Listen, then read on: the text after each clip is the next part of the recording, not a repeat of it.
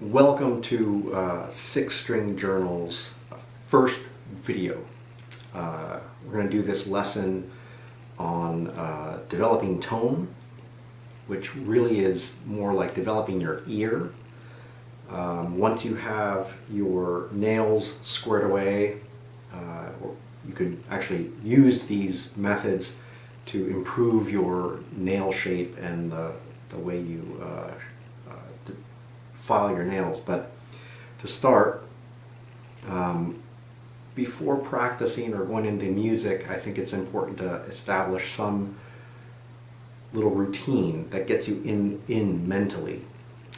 One of the things that I like to do, besides general warm-up with slurs and arpeggios and scales, one thing that I like to do is to meditate a little bit on tone. And one of the things that I like to do is to place each finger, develop this default position where I put thumb on the fourth string, index on the third, middle on the second, and my ring finger, A finger, on string 1. And I simply try and make a beautiful sound. And I start with index.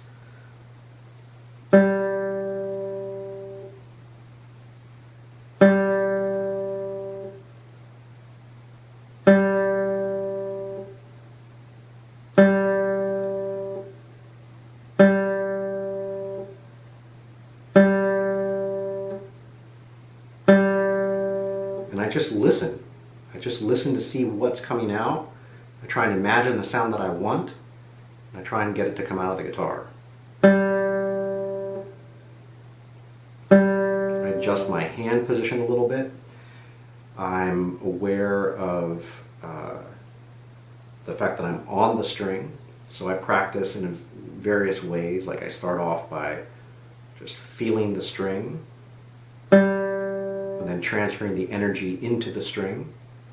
I then sometimes will rest the finger right in front of the string so that I'm not actually in contact with the string, and I initiate the swing from the air to produce a more legato, as if I'm sort of swinging through the string.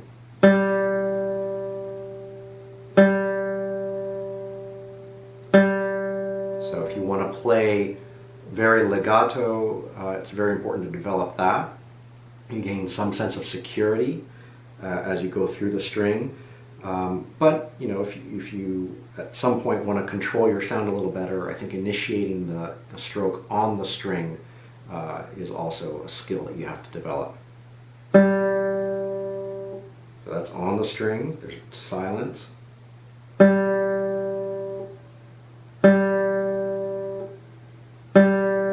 You can use a metronome. You can set the metronome to a very slow speed. Play on one, rest on the other.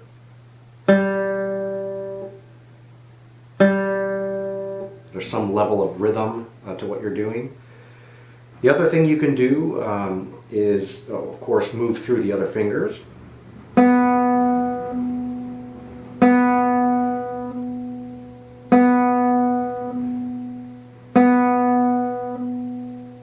And ring finger.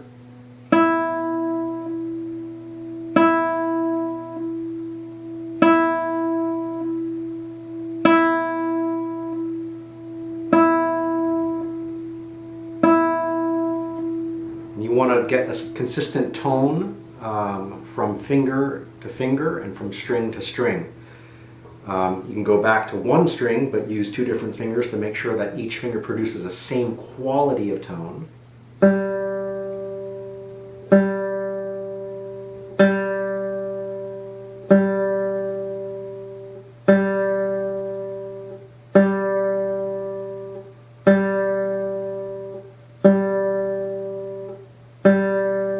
Each swing has the same percussive attack. Then you can, after going through this and sort of spending a little time experimenting with the relaxation of your tip joint, how much tension you want to hold in there, the swing from the knuckle, and the recovery, of course, one thing that you can focus on or shift into is rest stroke. So same principle, start off on the string,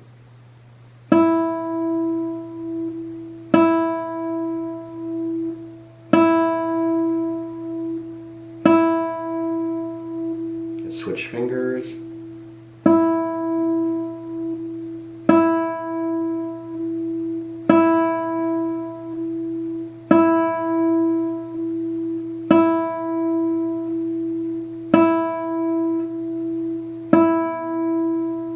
then you can actually alternate a little bit just to make sure that your balance and your tone is consistent.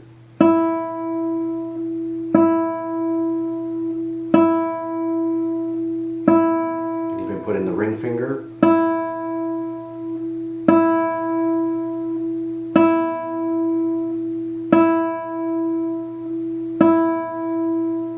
So mostly, when you're working on tone, you're just listening.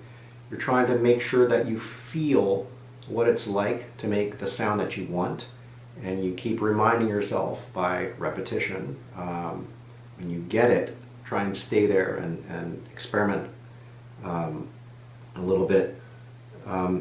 So speaking about tone, just a little side note, is complicated because we use tone in a variety of ways. When you play a slow piece that's very heavily developed melodically, you would probably want to use a richer or a more beautiful sound. When you're playing something fast, you may not have time to sort of cultivate the sound that you want, so you have to compromise a little bit. Maybe play with a lighter touch. You can't actually quite get the sound that you want, but you're close. But the idea is that you want to develop a bass line, something that keeps you, something that you can produce consistently 80% of the time, and then move away from that, with color, with the type of piece that you're playing, and experiment that way. So hope this is helpful, and stay tuned for the next one.